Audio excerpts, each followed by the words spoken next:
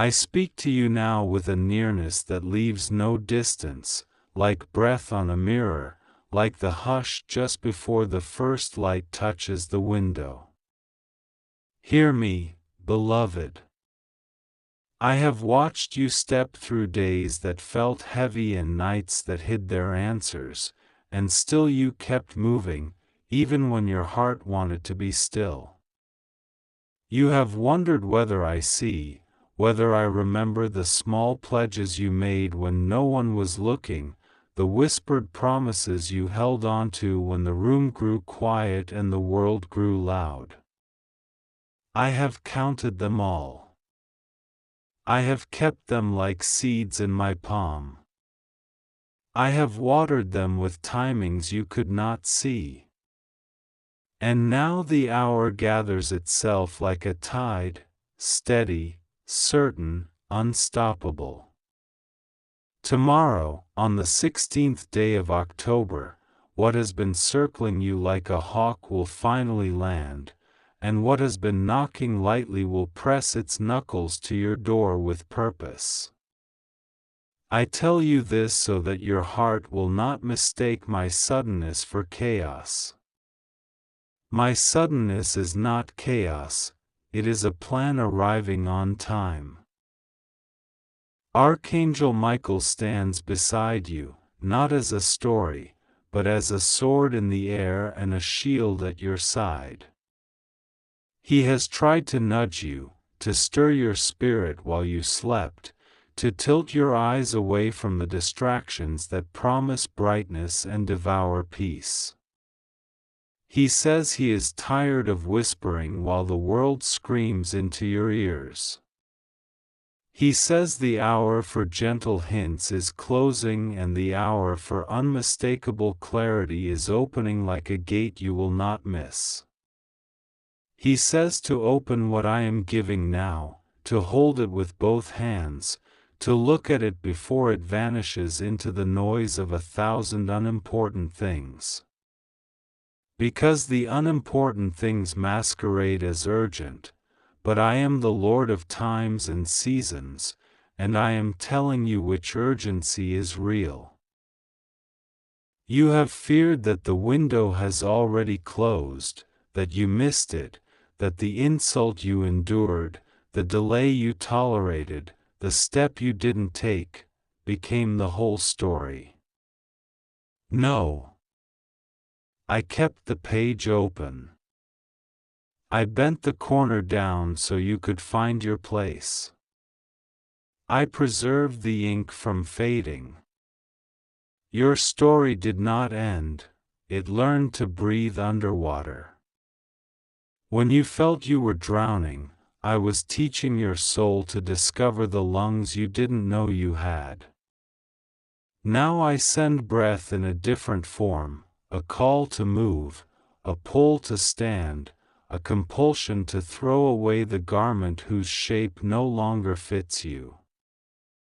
The habit that chained you, the memory that held you in place, the cycle of choosing crumbs while starving next to a table with your name on it, lay them down. Lay them down like keys you no longer need because the door they opened has become a wall behind you.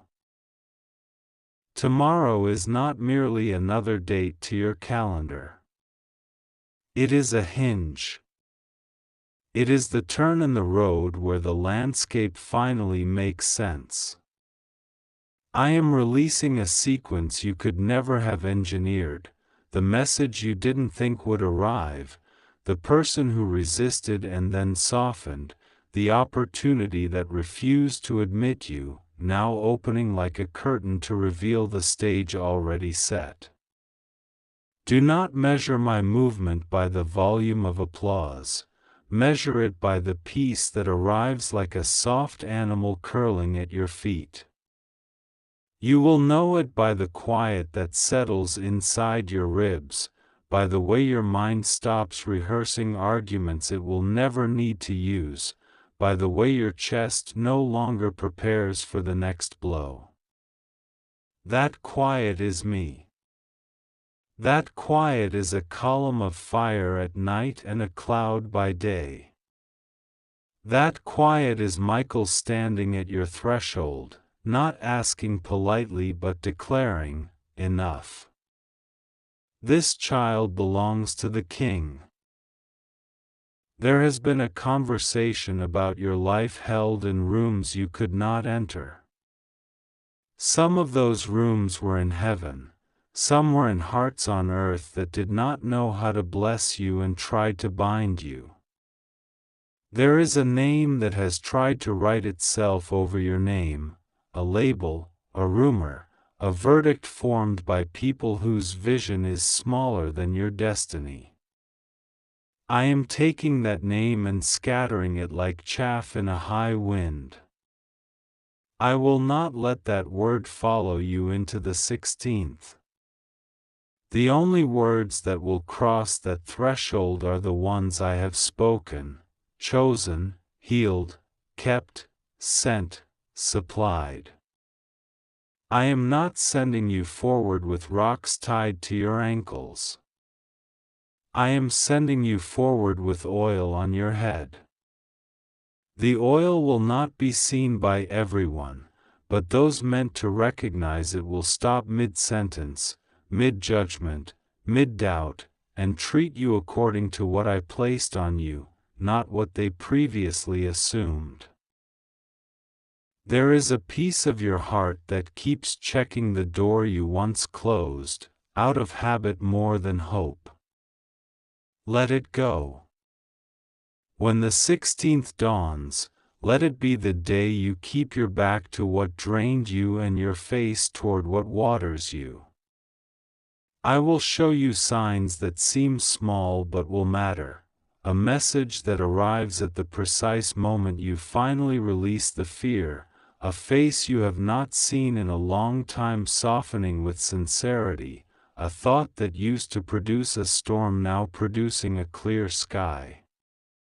You will see me in these details. Do not dismiss them. They will be the initials I carve into the day so that when you look back, you will say, "God signed this." Michael will nudge you toward each of these signatures. He will say, "Look," not because he is uncertain, but because you have been trained by disappointment to overlook my handwriting. Learn to look again. I have also seen the quiet sabotage that tried to decorate itself as concern. I have seen the smiles that did not reach the eyes, the advice that felt like a rope tethering you to the pier when I called you to sail. I am not calling you to bitterness, I am calling you to boundaries. The 16th is a boundary day. It will teach you to keep what is holy in the holy place, what is precious in the secret place, what is growing in the protected place. Not every ear deserves the weight of your becoming. Not every hand deserves the blueprint I am placing in your spirit. You will honor people and love them, but you will not hand them the knife they might use to cut the ribbon of your new beginning before I say it is time. Your tenderness is a strength when guarded by wisdom, your compassion is a treasure when guarded by discernment. Michael's exhaustion is not about you. It is about the clamor around you. He longs for your agreement so he can push back the noise and let the right voices speak. Provision will come with an unfamiliar face. Do not stumble over its packaging. I have chosen an unlikely door so that you cannot give your praise to the predictable. When it arrives, it will feel both sudden and overdue. Accept it. The humility you practiced in the dry season has trained your hands to hold blessing without trembling. Do not sabotage it with guilt. Do not exile yourself from the table I invited you to. You did not steal this place, you were summoned to it. Tomorrow will test your readiness to accept the good you prayed for without apology. Receive it like rain after a long heat, not like trouble you have to explain. Grace is not an invoice you must pay, it is a river you must enter. There is a promise about your home. I intend to quiet that room.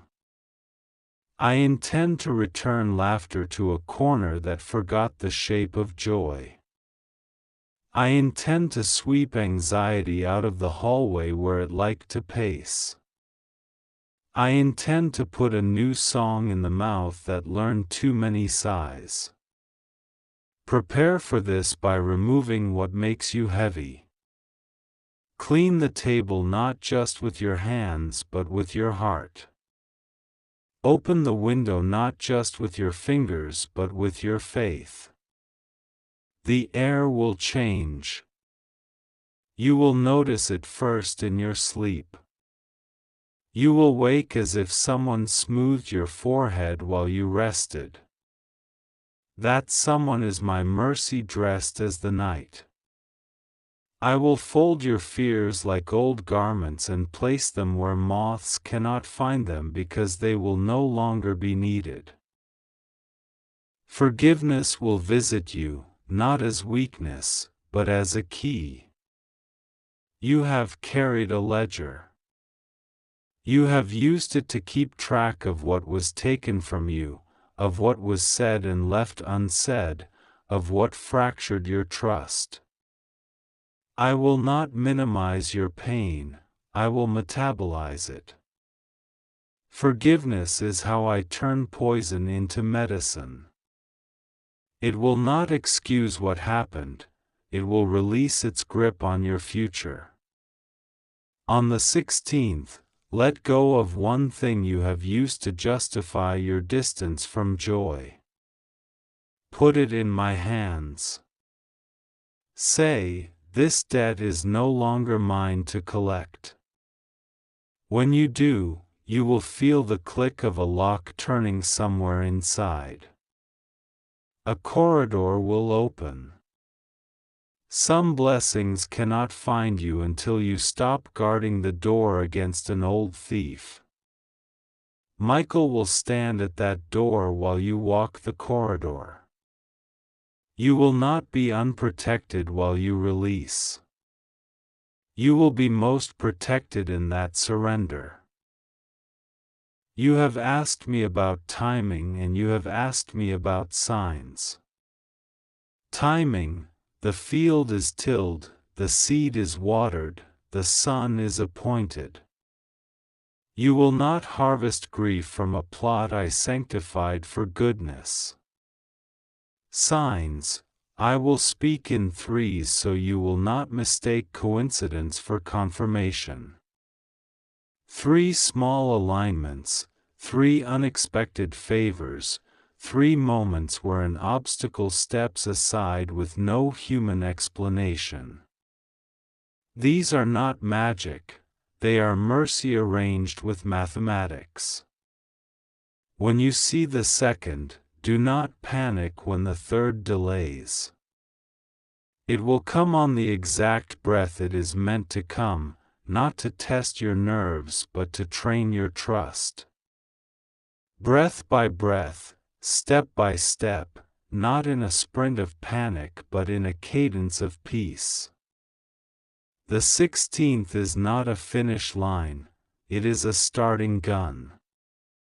It will sound inside you. Others might not hear it, but you will, because I placed the track in your bones. There is a matter of calling you have repeatedly deferred because you feared its size. You felt that to say yes would make you visible to enemies you preferred to avoid. Hear me, in hiding you became visible to the wrong battles. In stepping forward, you become aligned with the right protection. I do not send you where I am unwilling to stand. I do not open a door and then leave you with a key to fend for yourself against a storm. I am the shelter and the invitation. I am the map and the destination. Say yes, even with a quiet voice. Your yes does not have to roar, it only needs to be honest. The 16th will present you with a small scene that carries a large implication. Say yes there. It may look like a conversation, like sending a message, like showing up where you have canceled before, like bringing your gift into a room that once felt unworthy of it. Honor the small step. It bends the whole road. Healing is in motion. Your body has learned the language of your thoughts. Your thoughts are about to learn the language of my peace. Anxiety has trained certain pathways to fire like lightning. I am sending rain. There will be moments when you find yourself at the edge of the old storm and you will expect thunder, and there will be none. You will expect the heart to race, and it will simply walk. You will expect the breath to tangle, and it will lace itself loosely, easily. Do not distrust this ease. It is not the calm before another disaster, it is the calm I purchased for you with a love you cannot measure. Keep your agreement with this calm. Nourish it. Choose words that feed it. Choose rhythms that honor it. Be cruel to the habit that tries to steal it. You are not obligated to panic when peace has arrived. I see the gift in your hands. It has been wrapped and unwrapped a dozen times as you tried to decide whether to present it or protect it. Tomorrow, present it. The audience may be small, I will be in their midst. What you dismiss as ordinary will be exactly the instrument I have tuned for someone else's rescue and your own release. Do not compare your sound to the noise around you. Sound like obedience. Sound like gratitude. Sound like now. Eternity recognizes that sound, doors do too. Money that felt stuck will loosen. Not because you scheme, but because you steward. I am teaching you to separate identity from income so that abundance cannot seduce you and lack cannot shame you. The 16th is an instruction in provision. Do the thing in front of you with excellence and joy. Speak to your resources as a gardener speaks to a garden, by planning, tending, pruning, trusting the process. Expect surprises. Yes, but build systems that honor them when they arrive. I am not only giving to you, I am teaching you to govern what I give. You will notice an opening, perhaps small, a reduction, a refund, a rate changed in your favor, a door that lets you earn without burning. Step through it. It is a seed, not the entire harvest. Treat it accordingly. There is also a matter of companionship. I intend to remove the ghost of loneliness that accompanied you even in crowded places. I am preparing conversations that do not drain you, embraces that do not confuse you, agreements that do not bind you to what harms you. You will know them by the way your spirit lifts after you part, by the way your laughter lingers without regret. Michael has guarded you against counterfeits, your discernment has graduated.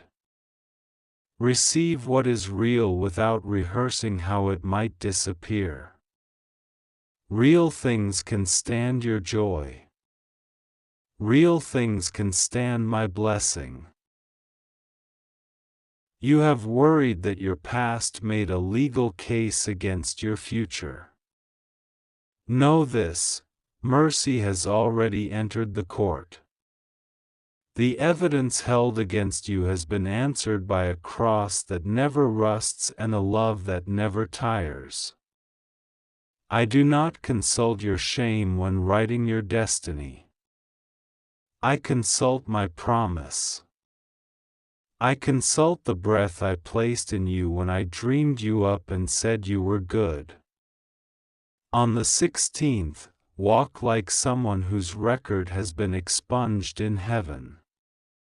Let earth adjust to that truth. It will resist, then accept, then applaud. You are not responsible for the speed of that process. You are responsible for the integrity of your next step. Before the day arrives, prepare an altar in the simplest of ways. Make room. Clear a space on your table. Place your gratitude there. Speak it out loud even if your voice shakes. Light something if you wish. Open the window. Tell your fear it cannot sit in the first chair anymore. Tell your hope to come out of the coat closet. Ask your heart to wash its face. You are hosting a visitation, not of spectacle, but of substance. I will meet you in the ordinary and make it holy by my nearness. When the moment comes, and it will come, do not perform for me, be with me. Do not strive, receive. Do not bargain, agree. Do not rehearse, respond. Michael's final plea in this hour is simple: answer the knock. If you are washing dishes, answer. If you are mid-sentence, answer. If you are halfway through convincing yourself you are not ready, answer. The message stands at your door with instruction, with correction, with comfort, with a key. Open quickly, not because I am impatient, but because the distractions will try to lure you away with counterfeit emergencies.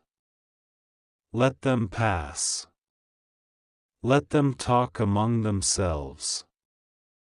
You have an appointment you cannot miss, a kindness scheduled for your exact name and your exact hour. I bless your thresholds, the one you are leaving and the one you are entering. I bless your hands to release and to receive. I bless your eyes to recognize me in unfamiliar clothing. I bless your sleep to become fertile ground where I can plant without interruption. I bless your speech to carry the weight of my peace and not the weight of your fears. I bless your home with the fragrance of newness, with the sound of soft laughter, with the order of wisdom that keeps chaos outdoors. I bless your finances with clarity, your relationships with honesty, your body with restoration, your mind with gentle light. Walk into the 16th like dawn on feet. Do not sprint from what is no longer chasing you. Lift your head. Loosen your shoulders. Let the future take your arm without dragging you. I am here.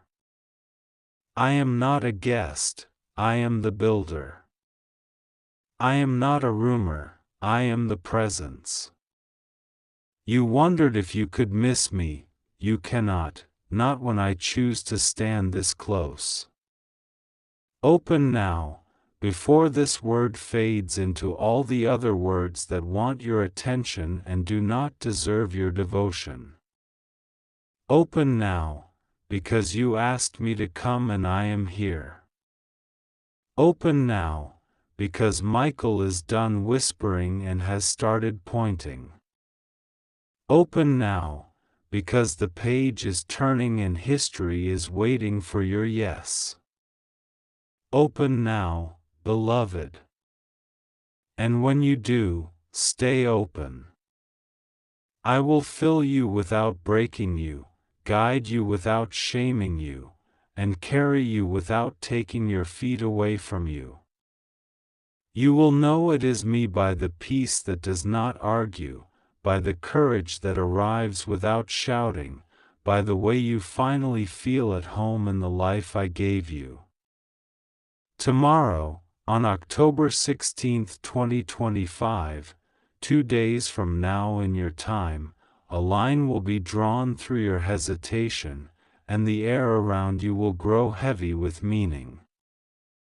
I, the Lord who formed you in the quiet before dawn, lean close and say, do not let this pass. Archangel Michael has been circling your name, calling it out across hours you have spent distracted, and he has said with the urgency of a trumpet, I'm tired of trying to talk to you, open now before this vanishes. Do you feel that press against your chest, that living tap at the door of your spirit? That is me. That is the holy insistence of love refusing to let you drift. I am not here to frighten you. I am here to break the sleep that keeps you from your own blessing. I am here to gather the shattered glass of your attention and shape it into a window again. Look through, child. Look through quickly. You have called out so many times, sometimes with words, sometimes with a sigh you swallowed to keep from crying in front of others.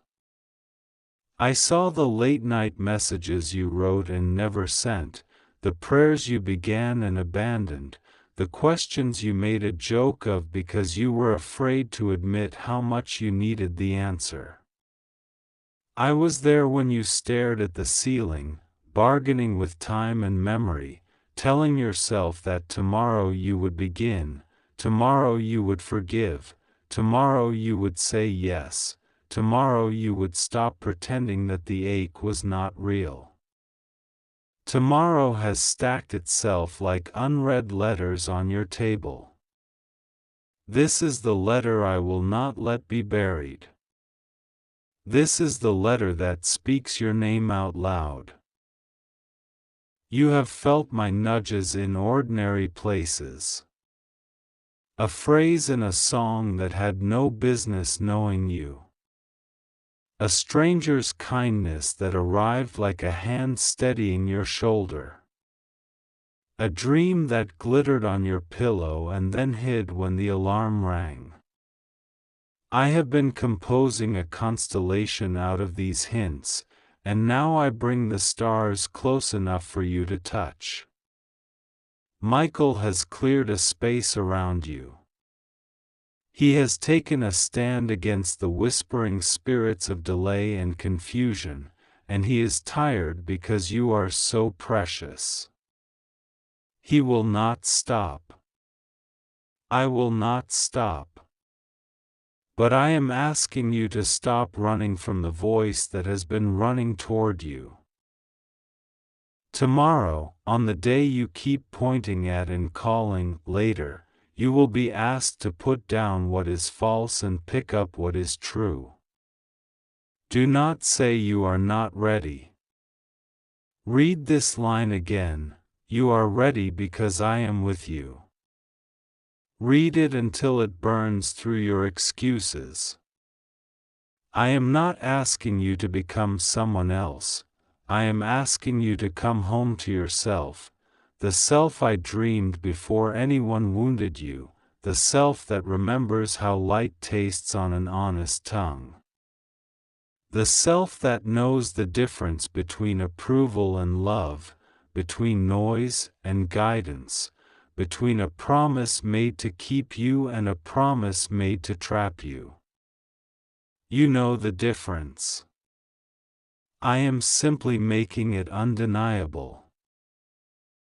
You have been standing at a door you pretend is a wall. You touch it and call the wood stone, so you do not feel responsible for leaving. But watch, Michael's sword draws a line of fire around the lie, and the door reveals itself. The handle is warm.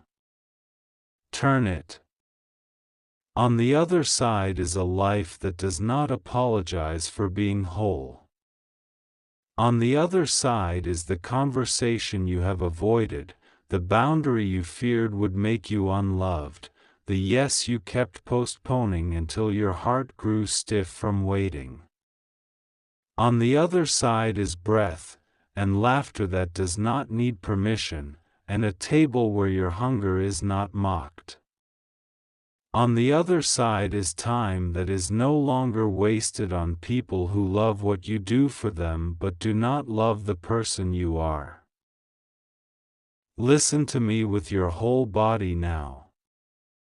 You have been guilty of shrinking. You have cut pieces off your joy to make it fit inside rooms that were never designed for you. You have made yourself smaller to keep the peace and then blamed yourself when the peace was a lie. You have called your longing too much because people without oceans in them said you were flooding their floors.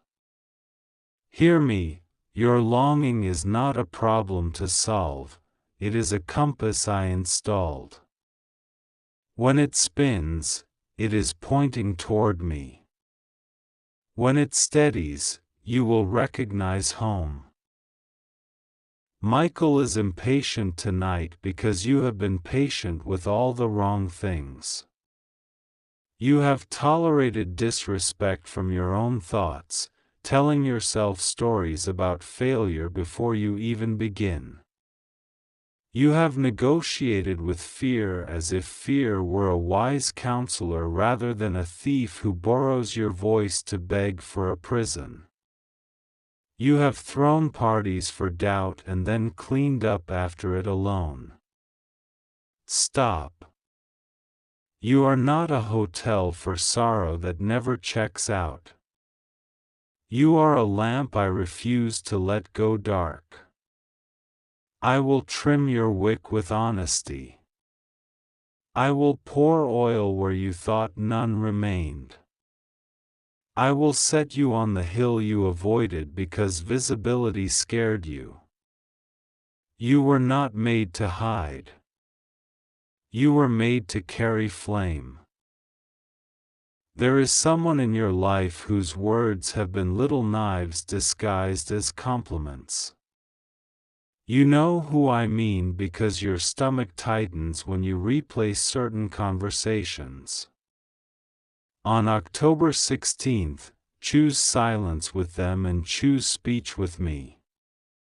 Do not justify yourself. Do not bring your light to their court and wait for a verdict. I already called you worthy. Let that be the final ruling. Michael will stand at your shoulder when you say less to them and say more to yourself. Your boundaries are not a punishment, they are the gate that keeps the garden safe enough to grow again. There is a decision you have delayed because it demands courage before it pays in comfort. Child, courage is the currency of new seasons. Pay it. Pay it gladly. The return is not just success, the return is alignment. When your days and your design finally shake hands, watch what happens to your energy. The heaviness you labeled laziness is grief from walking in shoes that do not fit. I am changing your shoes. I am changing your pace.